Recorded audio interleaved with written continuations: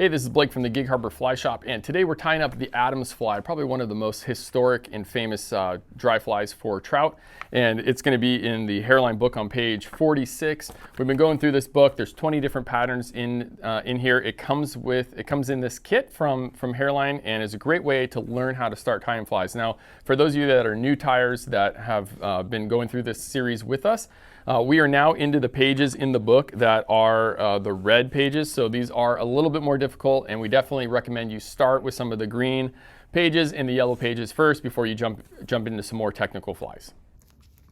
First, for the tail, I'm going to take these tailing feathers, and I'm going to take a grizzly and then a brown, and I'm just going to strip off a few fibers from the side.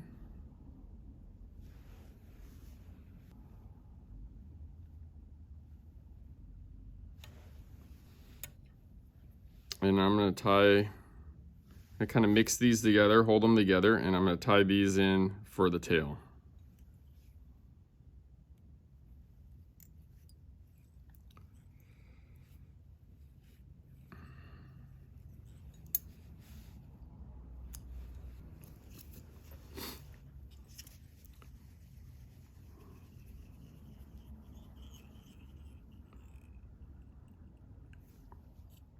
So now I'm going to move my thread to the front, and I'm going to tie in the two feathers for the wings. And I'm going to use the hen neck grizzly hackle. And the pieces that I want to use, it's not this stuff up here, it's these little guys down here. And you want to try to pick two of them that are matched up. So just, you don't want different sizes and lengths and stuff like that. So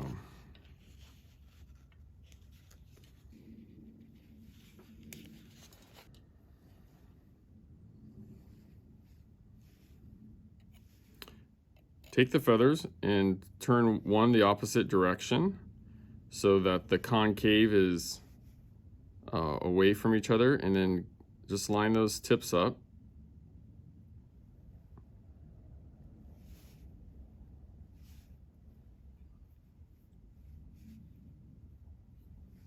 Once you get those tips lined up, you're going to lay them on the hook. That kind of helps. If the length of the tips kind of comes to where that tail starts, that's a good spot to measure for the length. I'm going to hold them in place.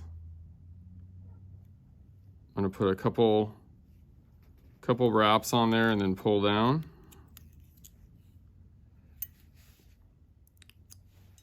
Now I'm going to pull these feathers up, and I'm going to make a couple wraps behind the feathers.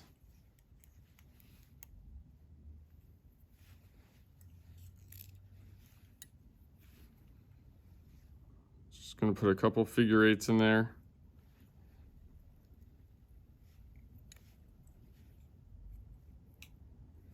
A couple more back behind it, and then I'll get my wings upright.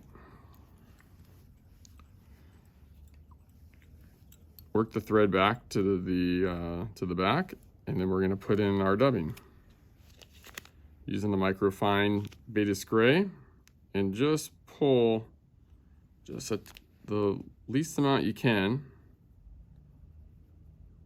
I like to try to spread it out, use my fingers.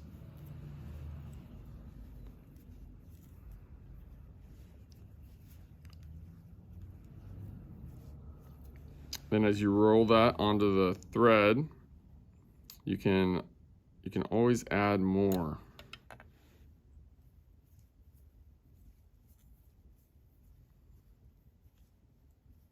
On dry flies, you want it really tight.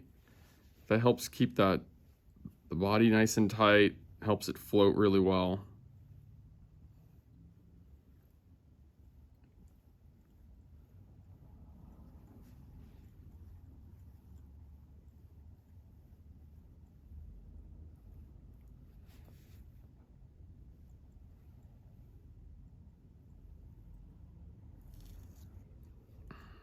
If you end up with extra dubbing, you can just pluck some of it off. I'm just gonna put the rest of that down. but I want my thread to be right behind, my thread's right behind those feathers to tie in my hackle. Now I'm going to tie in both the grizzly and the brown.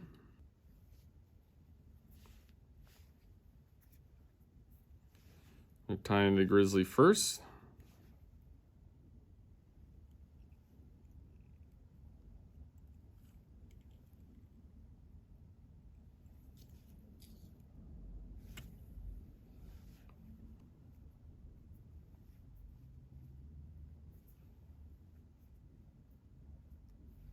I'm going to tie in my brown.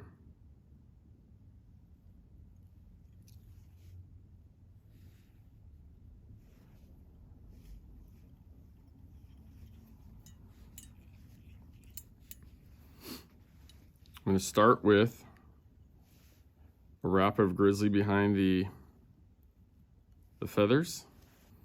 Then I'm going to move it to the front of the feather.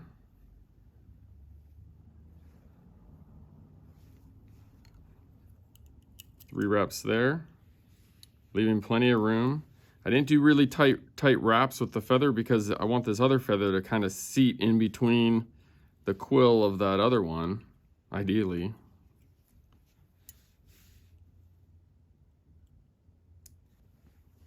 Okay, then I'm going to take my brown feather.